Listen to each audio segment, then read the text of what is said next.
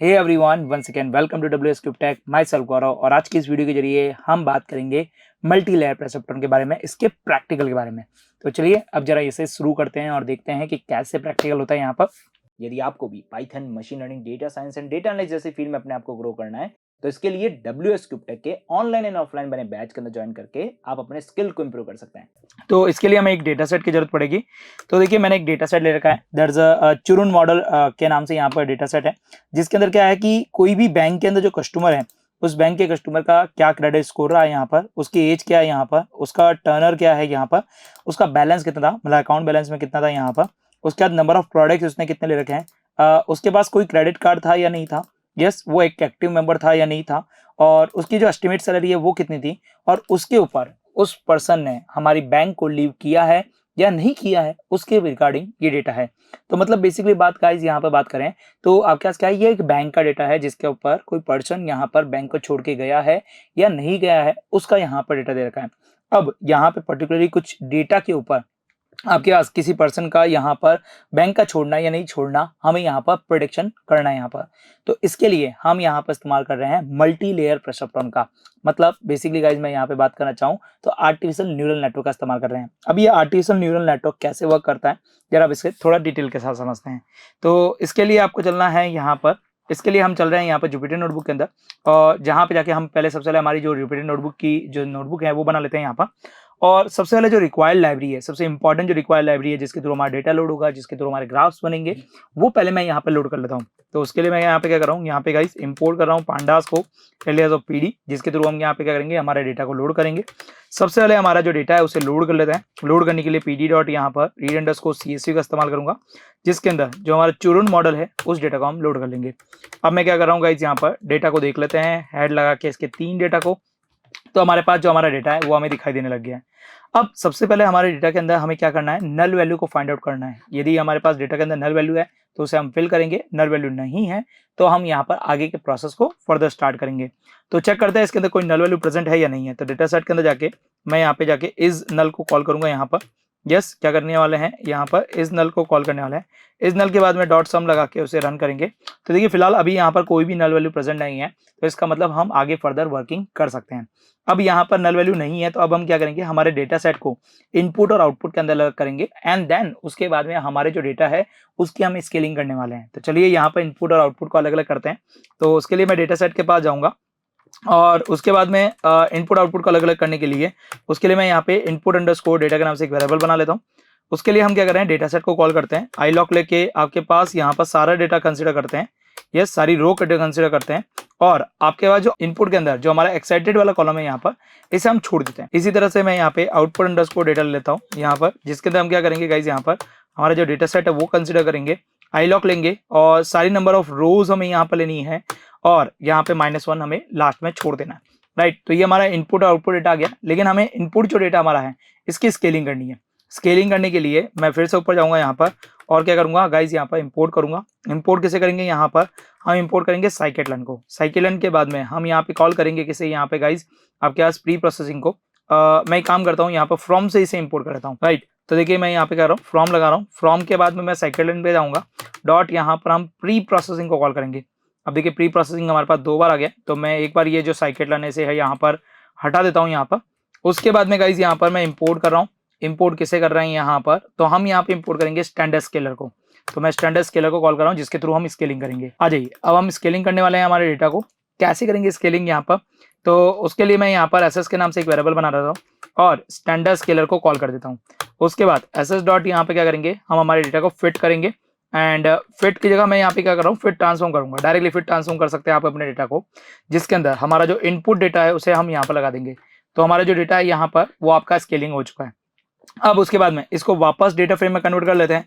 Data frame में convert करने के लिए मैं वापस यहाँ पे पहले तो इसको इनपुट अंडरस्कोर डेटा में प्लेस करूंगा। डेटा फ्रेम में कन्वर्ट करने के लिए पीडी डॉट डेटा फ्रेम को कॉल करूंगा यहाँ पर, जिसके अंदर ये हमारा डेटा हो जाएगा। और हमारे कॉलम की बात करें यहाँ पर, तो कॉलम्स इक्वल्स टू क्या करेंगे गाइज, यहाँ पर इनपुट अंडरस्कोर डेटा को लेके डॉट कॉलम को कॉल कर देते हैं, राइट। कॉलम्स को कॉल कर देते हैं और रन कर देते हैं। तो हमारा जो इनपुट डेटा है वो आ चुका है, और वो भी किस फॉर्मेट के अंदर, स्केलिंग हुए डेटा के अंदर। तो देखिए हमारा डेटा क्या हो चुका है, यहाँ पर स्केलिंग हो चुका है।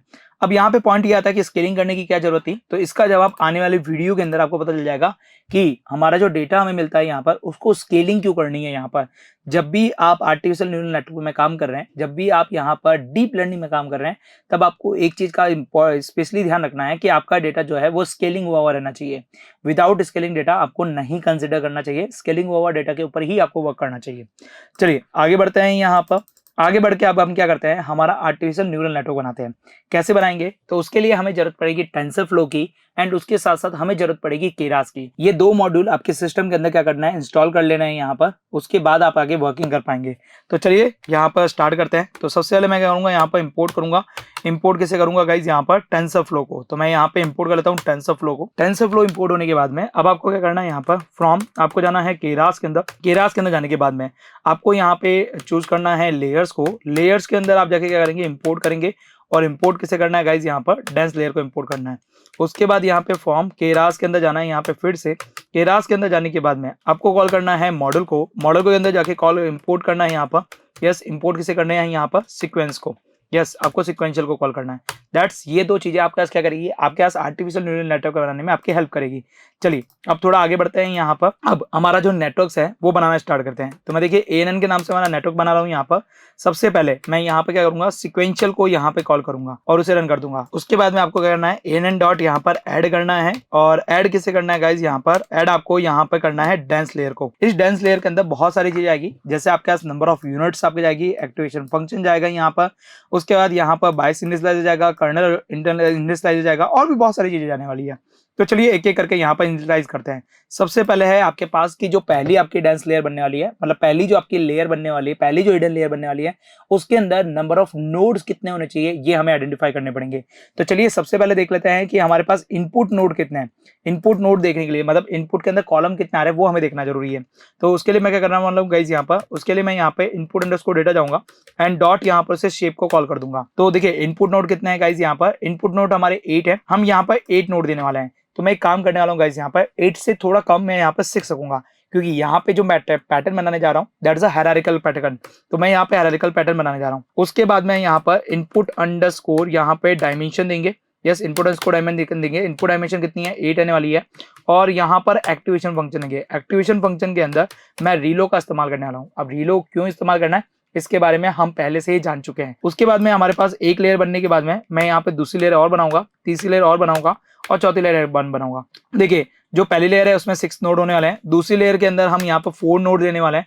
और अब मुझे यहाँ पर इनपुट डायमेंशन की जरूरत नहीं रहेगी, क्योंकि एक बार ही आपको इनपुट डायमेंशन देनी है जब आप यहाँ पे पहली बार वर्क कर रहे हैं तब। उसके बाद जो अगले लेयर के अंदर जो नोड रखने वाला हूँ मैं 2 रखने वाला हूँ यहाँ पर, और एक्टिवेशन फंक्शन रीलो रखने वाला हूँ। उसके बाद जो लास्ट नोड है मैं यहाँ पे 1 रखूंगा। रीजन क्यों, क्योंकि हमारा जो आउटपुट है वो 0 या 1 के फॉर्मेट में आने वाला है। तो 0 और 1 के फॉर्मेट में आने के लिए हमारे पास आउटपुट क्या होना चाहिए, सिंगल आउटपुट होना चाहिए, इसलिए मैंने यहाँ पर ये 1 रखा है। उसके बाद में हमारा जो नेक्स्ट टारगेट है that is a call of activation function.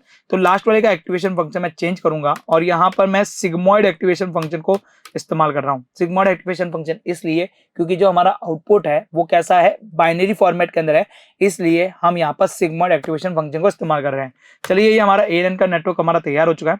उसके बाद में ANN डॉट आपको क्या करना है, यहाँ पे गाइस कंपाइल करना है। यहाँ पर कंपाइल करने के वक्त आपको क्या क्या चीजें लगानी है, तो कंपाइल के अंदर भी आपके पास क्या क्या आता है, ऑप्टिमाइजर आता है, लॉस आता है और मैट्रिसेस आती है। चलिए सबसे पहले बात करते हैं ऑप्टिमाइजर के लिए। तो देखिए जब आप ऑप्टिमाइजर लगा रहे होते हैं यहाँ पर, तो इस वक्त सबसे जो अच्छा ऑप्टिमाइजर है दैट इज एडम ऑप्टिमाइजर। तो आपको एडम ऑप्टिमाइजर लगाना है यहाँ पर। उसके बाद में नेक्स्ट जो टारगेट आपके पास आता है गाइस यहाँ पर लॉसेस। तो देखिए लॉसेस के तौर पे आप यहाँ पे बाइनरी क्रॉस एंट्रोपी का इस्तेमाल करेंगे, क्योंकि जो आपका डिजायर आउटपुट है वो कैसा है, बाइनरी फॉर्मेट में है, इसलिए आपको बाइनरी क्रॉस एंट्रोपी लगाना है।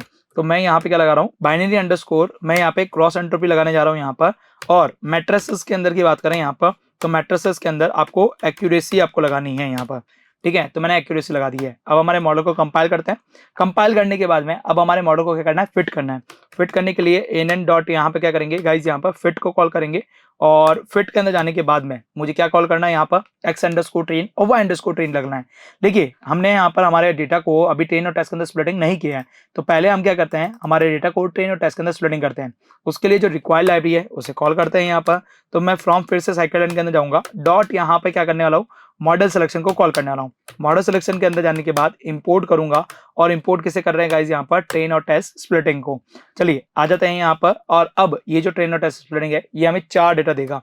कौन कौन से, x_ यहाँ पर ट्रेन देने वाला है, x_ यहाँ पर टेस्ट देने वाला है, y_ यहाँ पर ट्रेन देने वाला है, और y_ आपके पास यहाँ पर टेस्ट देने वाला है। और ये जो ट्रेन टेस्ट स्प्लिटिंग है इसे हम कॉल कर देंगे। यहाँ पर हमारे पास जो डेटा है वो input_ data and output_ data के तौर पे जाएगा। उसके बाद में हमारे पास जो हमारा डेटा है इसको हमें स्प्लिट करना है, मतलब आपके पास ट्रेनिंग और टेस्टिंग साइज देनी है। तो मैं यहाँ पर टेस्ट साइज दे देता हूँ। टेस्ट साइज मैंने 0.2 20% दे दी है यहाँ पर। उसके बाद गाइज यहाँ पर हमें रैंडम स्टेट देना है। रैंडम स्टेट की वैल्यू मैं 42 यहाँ पर रख रहा हूँ। चलिए अब हमारे पास यहाँ पर हमारा जो डेटा है वो ट्रेन टेस्ट स्प्लिटिंग के अंदर अलग अलग हो चुका है। तो चलिए अब फिट के अंदर क्या करते हैं गाइज, यहाँ पर x_ ट्रेन देते हैं, और क्या देना है यहाँ पे गाइज, y_ ट्रेन देना है। उसके बाद जो नेक्स्ट चीज है यहाँ पर वो होती है हमारी batch size. Yes, batch size हमें कितनी देनी है वो हमें बताना पड़ेगा। तो गाइज यहाँ पर बैच साइज की तौर पे मैं यहाँ पे देखूंगा, यहाँ पर पहले तो देखूंगा हमारा डेटा कितना है। तो बेसिकली हमें यहाँ पे क्या करना है, जो हमारा ट्रेनिंग डेटा है उसको हमें चेक करना पड़ेगा। तो इसके लिए मैं यहाँ पे चेक करूंगा कि हमारा ट्रेनिंग डेटा कितने में डिवाइड हुआ है। तो देखिए x_ ट्रेन को लेना है, फिर से कॉल करना है, और डॉट यहाँ पर मैं शेप को कॉल करूंगा। शेप के अंदर हमें पता चला कि इसके अंदर 8000 रो है। तो देखिए 8000 रो है, तो इसका मतलब क्या होगा कि मैं यहाँ पर 100 के यहाँ पे बैचेस बनाने वाला हूँ, राइट। उसके बाद में क्या है गाइस यहाँ पर, उसके बाद है हमारा पास इपोज। इपोज मतलब कितनी बार हमें यहाँ पर ये रूल को चलाना है यहाँ पर। तो इसके लिए मैं यहाँ पर क्या करने वाला हूँ, 10 इपोज को यहाँ पे अप्लाई करूंगा। उसके बाद देखिए नीचे आपके पास क्या है, वेयरबॉस है। उसके बाद कॉल बैक वगैरह यहाँ पर है। ये आने वाले वीडियो के अंदर हम डिटेल के साथ समझेंगे कि इनको कब और कहाँ इस्तेमाल करना है। चलिए अभी हम इसे क्या करते हैं, फिलहाल रन करते हैं। तो देखिए हमारे जो बैचेस हैं वो बनना स्टार्ट हो चुके हैं, और एक छोटी सी मिस्टेक की वजह से ये अटक चुका है। ओके चलिए, एक छोटी सी गलती की वजह से हमारा मॉडल रुक चुका था, लेकिन हमने फिर से ट्रेन कर दिया है। और ट्रेन करने के बाद देखिए हमारे मॉडल की जो एक्यूरेसी है वो 79.4% यहाँ पे एक्यूरेसी आई है। चलिए अब हम क्या करते हैं, हमारे डेटा के अंदर देखते हैं कि हमारे मॉडल की एक्चुअल एक्यूरेसी कितनी है, और इसके साथ साथ हम यहाँ पे देखते हैं कि हमारा मॉडल का प्रेडिक्शन मॉडल कैसे बना है। तो देखिए एक्यूरेसी यहाँ पर आप डायरेक्टली नहीं दे सकते, उसके लिए हमें यहाँ पर scikit-learn को इस्तेमाल करना पड़ेगा, और scikit-learn के थ्रू हमें एक्यूरेसी को कॉल करना पड़ेगा।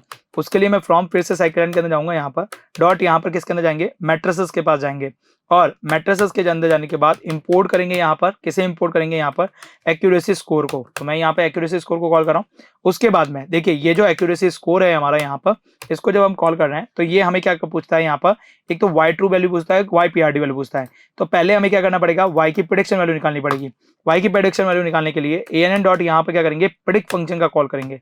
प्रेडिक्ट फंक्शन के अंदर मैं यहाँ पे क्या करूंगा, x_ जो टेस्ट है यहाँ पर वो पास कराऊंगा। जैसे मैं x_ टेस्ट पास करा रहा हूँ, मुझे यहाँ पर कुछ ना कुछ आउटपुट देखने मिल रहा है। अब ये जो आउटपुट है ये हमें किसके तौर पे मिल रहा है, ये हमें जो आउटपुट देखने को मिल रहा है ये हमें यहाँ पर नंबर्स के फॉर्मेट में मिल रहा है, ना कि हमें 0 और 1 के फॉर्मेट में मिल रहा है। मतलब बाइनरी में नहीं मिल रहा है, मुझे कंटिन्यूस डेटा में मिल रहा है। अब ये जो आप देख रहे हैं यहाँ पर, ये 0 और 1 के बीच में हमें आउटपुट देखने को मिला है। तो अब हमें क्या करना है, यहाँ पर ये जो प्रेडिक्ट फंक्शन मिला है इसके ऊपर हम क्या करेंगे, कंडीशन लगाएंगे कि आपके पास ये जो डेटा है ये 0.5 से ग्रेटर देन है या 0.5 से लेस देन है, ये हमें यहाँ पर चेक करना है। तो चलिए इस आउटपुट को हम क्या करते हैं, किसी में सेव कर लेते हैं। जस्ट लाइक मैं PR के अंदर यहाँ पे क्या करता हूँ, PRD के अंदर से सेव कर लेता हूँ, राइट। अभी देखिए यहाँ पर मैं PRD को यदि मैं रन करूँ तो यहाँ पे मुझे ये डेटा देखने को मिलता है। अब मुझे क्या करना है, इसका एक एक डेटा लेके आना है, मतलब मुझे इसको इटरेट करना है। देखिए इसको इटरेट करते हैं यहाँ पर, और फिर हम यहाँ पे क्या करेंगे, सेव करेंगे 0 1 के तौर पे। तो मैं यहाँ पे फॉर लूप चलाऊंगा। फॉर आई इन क्या कर रहे हैं गाइस, यहाँ पर रेंज का इस्तेमाल कर रहे हैं। फॉर आई इन यहाँ पे क्या कर रहे हैं, PRD का इस्तेमाल कर रहे हैं यहाँ पर। और उसके बाद मैं क्या कर रहा हूँ गाइस, यहाँ पर प्रिंट ऑफ आई कर रहा हूँ। तो देखिए हमारे पास हर एक डेटा मिलने लग गया है यहाँ पर। अब इसके अंदर ये जो डेटा आ रहा है ये लिस्ट के तौर पे आ रहा है। तो मैं यहाँ पे स्क्वायर ब्रैकेट ऑफ 0 कर देता हूँ यहाँ पर, तो मुझे मेरा ओरिजिनल डेटा देखने को मिल गया। अब मुझे यहाँ पे क्या करना है, सेव करना है 0 और 1 के तौर पे। तो मैं यहाँ पे क्या कर रहा हूँ, PRD_ डेटा के नाम से एक वेरिएबल बना लेता हूँ, और इसको लिस्ट के अंदर सेव कर लेता हूँ।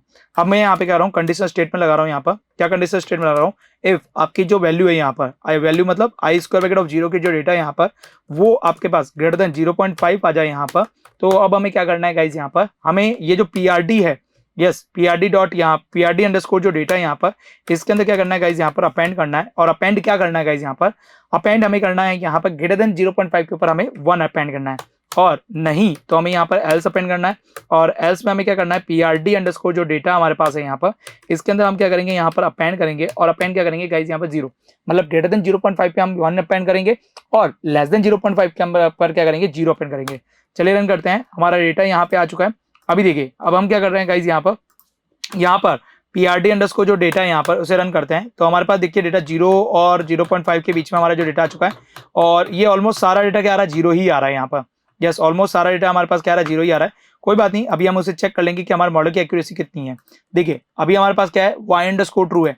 y_true के अंदर हमारे पास क्या है, y_ आपके पास टेस्ट है यहाँ पर, और आपके पास y_true के अंदर बात करें तो वो आपके पास क्या है यहाँ पर PRD_ डेटा के तौर पे। तो मैं यहाँ पे PRD_ डेटा के तौर पे दे दूं तो देखिए हमारे पास जो रिजल्ट निकल के आया गाइस यहाँ पर वो 80% एक्यूरेसी के साथ निकल के आया है। मतलब हमारा जो मॉडल है यहाँ पर वो 80% एक्यूरेसी के साथ वर्क कर रहा है। अब इसी के साथ साथ मुझे यहाँ पे क्या करना है, ये आपके पास यहाँ पे किसकी है, टेस्टिंग की एक्यूरेसी है। मुझे मेरे मॉडल की ट्रेनिंग की एक्यूरेसी भी देखनी है। ट्रेनिंग की एक्यूरेसी देखने के लिए मैं y_ क्या करूंगा, ट्रेन लगाऊंगा। लेकिन यहाँ पर मुझे क्या करना है, YPRD डेटा देना है। यहाँ पर किसका देना है हमें गाइस, यहाँ पर ये हमें देना है y आपके पास यहाँ पर जो आपके पास x_ ट्रेन गया है उसका। अब x_ ट्रेन गया है उसका हमें देना है यहाँ पर। तो मुझे फिर से ये वाला जो काम है वो मुझे दोबारा फिर से लगाना पड़ेगा। तो फिलहाल इसको मैं यहाँ पे करता हूँ, ऊपर रख देता हूँ यहाँ पर, और एक बार और मैं यहाँ पे अप्लाई कर लेता हूँ और देखता हूँ हमारा मॉडल ओवरफिटिंग तो नहीं हुआ है। इस ओवरफिटिंग को चेक करना पड़ेगा, और ओवरफिटिंग को चेक करने के लिए गाइस यहाँ पर मैं PRD1 कर रहा हूँ और डेटा1 कर रहा हूँ, और यहाँ पे भी PRD1 डेटा1 और डेटा1 का इस्तेमाल करूंगा। उसके बाद में ये x_ टेस्ट है, इसको हटा के मैं x_ ट्रेन लगा दूंगा। रन करेंगे, हमारा जो ट्रेनिंग डेटा है वो हमारे पास आ चुका है। किसके अंदर, हमारे पास PRD_डेटा1 के अंदर। चलिए PRD_डेटा1 देके रन करते हैं यहाँ पर। तो हमारे मॉडल की एक्यूरेसी कितनी आ रही है, यहाँ पर 79 आ रही है, और यहाँ पे कितनी आ रही है, 80 आ रही है। तो कहीं ना कहीं कुछ ना कुछ आपके पास क्या हो रही है, मिस्टेक हो रही है। इसको हमें देखना पड़ेगा। इसको देखने के लिए हम क्या करेंगे, जो हमारे नंबर ऑफ इपोच है इसको हम बढ़ाएंगे। नंबर ऑफ इपोच को मैं कर देता हूँ यहाँ से 50, ताकि हमारा जो मॉडल है वो और भी अच्छे तरीके से ट्रेन हो सके। चलिए एक बार हम क्या करते हैं, यहाँ पे गाइस ऊपर से वापस ANN के मॉडल को स्टार्ट करते हैं। हम सिक्वेंशियल से स्टार्ट करते हैं, फिर उसके बाद यहाँ पे कंपाइल करते हैं मॉडल को, फिर हम हमारे मॉडल को फिट करते हैं। फिट के वक्त ये 50 बार क्या होगा, ट्रेंड होगा। और देखिए मैंने क्या किया, यहाँ पर 100 आपके पास यहाँ पे डेटा बनाया। मतलब बेसिकली गाइस यहाँ पर जो आपके पास 800 आपके पास यहाँ 8000 जो आपका डेटा है, इसके मैंने क्या किया, 100 के पैकेज बनाए। मतलब एक पैकेज आपके पास कितना होने वाला है, 80 का आपके पास यहाँ पे होने वाला है, वो मैंने यहाँ पे बनाया है। तो देखिए आपके पास जो मॉडल है वो यहाँ पर ट्रेन हो रहा है, और ये 50 टाइम हमारा मॉडल ट्रेन हो चुका है। अब देखिए मैं हमारी ट्रेनिंग की एक्यूरेसी देखना चाहूंगा, उसके बाद हमारी जो टेस्टिंग एक्यूरेसी है वो भी मैं यहाँ पे देखना चाहूंगा। इसके लिए मैं scikit-learn को कॉल करता हूँ, एक्यूरेसी स्कोर को कॉल करता हूँ। एक्यूरेसी स्कोर जो टेस्टिंग का है वो कितना आ रहा है, 85 आ रहा है, और यदि मैं ट्रेनिंग का देखूं तो आपके पास 84.85 आ रहा है। लगभग आपके पास यहाँ पर ओवरफिटिंग का सिनेरियो खत्म हो चुका है। तो गाइस इस तरह से हमारा जो मॉडल है वो ट्रेंड हो चुका है। अब यदि हमारे पास कोई नया डेटा आता है तो उसके ऊपर ये हमारा मॉडल कैसे वर्क करेगा, उसके लिए हम कैसे काम करेंगे। तो यदि आपके पास कोई नया डेटा आता है उसके ऊपर हम कैसे काम करेंगे, तो देखिए सबसे पहले मैं यहाँ पे आ जाता हूँ और आपको बताता हूँ कि नए डेटा के ऊपर हमारा मॉडल कैसे काम करेगा। तो देखिए सबसे पहले आप नीचे आ जाइए, नीचे आने के बाद में यहाँ पे रन कर लीजिए। अब आपको क्या चाहिए, PRD डेटा चाहिए। तो देखिए मैं यहाँ पे क्या कर रहा हूँ, PRD_ जो डेटा है यहाँ पर वो लगा देता हूँ। अब जो भी नया डेटा आएगा वो कहाँ देना है, आपको x_ टेस्ट के अंदर देना है। जैसे कि x_ टेस्ट के अंदर यदि मैं कोई नया डेटा डालता हूँ, जैसे एग्जाम्पल के तौर पे हम ऊपर चलते हैं और कोई भी डेटा उठा के लाते हैं, ठीक है। और डेटा कहाँ से लाना है, x_ टेस्ट से लाना है। लेट्स सपोज x_ टेस्ट से लाना है, राइट। तो मैं यहाँ पे चलता हूँ और ये जो x_ टेस्ट है इसे रन कर देता हूँ। अब ये जो हमारा पहला नंबर ऑफ डेटा है यहाँ पर, मैं इसे यहाँ पे क्या कर रहा हूँ गाइस, कॉपी कर लेता हूँ, और कॉपी करके जाके यहाँ पे चेक करता हूँ कि जो मेरा पहला डेटा उसका रिजल्ट क्या निकलता है। क्या मेरा डेटा का पहला रिजल्ट जो है वो सही निकलता है या गलत निकलता है। चलिए इसको समझने के लिए मैंने अपना डेटा ले लिया है, और जो भी हमने डेटा लिया है यहाँ पर इसको 2 डायमेंशन के अंदर कर देते हैं। पहले तो जितने भी हमारे स्पेसेस हैं उनको मैं कॉमा से सेपरेट कर देता हूँ, क्योंकि हमारा जो डेटा होता है वो सारा कैसा होता है, कॉमा सेपरेटेड होता है। तो मैं यहाँ पे कॉमा सेपरेटेड कर देता हूँ हमारा जितना भी डेटा है उसको, और फिर चेक करते हैं इसका रिजल्ट क्या निकल के आ रहा है, राइट। तो मैं यहाँ पे कह रहा हूँ हमारा जितना भी डेटा है उनको कॉमा सेपरेटेड यहाँ पे बना रहा हूँ, ताकि हमारा जो ओरिजिनल डेटा होता है वो भी आपके पास क्या होता है, इस तरह से कॉमा सेपरेटेड ही हमें देखने को मिलता है। चलिए अब हम इसे रन करते हैं, और प्रेडिक्शन वैल्यू क्या आई है, यहाँ पर 0 आई है। चलिए y_ टेस्ट की एक्चुअल वैल्यू देख लेते हैं कि y_ टेस्ट हमें क्या रिजल्ट दे रहा है। तो y_ टेस्ट हमारा पहले रिजल्ट का आंसर क्या दे रहा है, 0 ही दे रहा है। तो इसका मतलब क्या हुआ गाइस, यहाँ पर जो हमारा ANN नेटवर्क बना है वो बहुत ही सही बना है यहाँ पर। अब जरा थोड़ा सा ऊपर चल के देख लेते हैं ये क्या चीज है। तो देखिए देयर से फर्स्ट हिडन लेयर है हमारी, उसके बाद ये हमारी सेकंड हिडन लेयर है, ये हमारी थर्ड हिडन लेयर है, और ये हमारी फाइनल लेयर है जिसके अंदर हमारा सिंगल आउटपुट यहाँ पर निकल के आ रहा है। उसके बाद हमने हमारे मॉडल को क्या किया, कंपाइल किया है। कंपाइल करने का मतलब क्या है, उसे रन किया है, और उसके बाद हमने हमारे मॉडल को क्या किया, फिट किया। फिट का मतलब क्या है कि जो भी हमारा डेटा है उसके ऊपर हमारा मॉडल हमने क्या किया, ट्रेन किया। ट्रेन करने के बाद में हमने हमारे मॉडल की क्या निकाली है गाइस, यहाँ पर एक्यूरेसी निकाली है। एक्यूरेसी के लिए हमने क्या किया है, यहाँ पर प्रेडिक्ट फंक्शन का इस्तेमाल किया है और एक्यूरेसी के लिए हमने क्या किया है, scikit-learn का इस्तेमाल करते हुए आपके पास एक्यूरेसी स्कोर को कॉल करके हमने यहाँ पे एक्यूरेसी निकाली है। और फिर उसके बाद कोई भी नया डेटा आ जाए तो उसके ऊपर हम इस तरीके से प्रेडिक्शन कर सकते हैं। तो आई होप समझ में आ गया होगा यहाँ पर कि किस तरीके से हम ANN का मॉडल बना सकते हैं। लेकिन फिलहाल अभी ये ANN का मॉडल अच्छे तरीके से ट्रेंड नहीं हुआ है यहाँ पर। यस, इसके अंदर बहुत सारी मिस्टेक है, हम इस मॉडल को और अच्छे तरीके से इंप्रूव कर सकते हैं। इस इंप्रूव को लाने के लिए हमें कुछ स्टेप्स को फॉलो करना पड़ेगा। अब वो स्टेप्स कौन कौन से हैं तो वो हम जानेंगे हमारे अगले वीडियो के अंदर, और हम एक एक वीडियो यहाँ पर बनाने वाले हैं जिसके अंदर इंप्रूवमेंट के जितनी भी टेक्निक है उनको हम डिटेल के साथ देखने वाले हैं। फिलहाल आज के वीडियो के लिए बस इतना ही रखेंगे, मिलते हैं हमारे अगले वीडियो के साथ। तब तक आप हमारे साथ यूं ही बने रहिए। Till then good bye.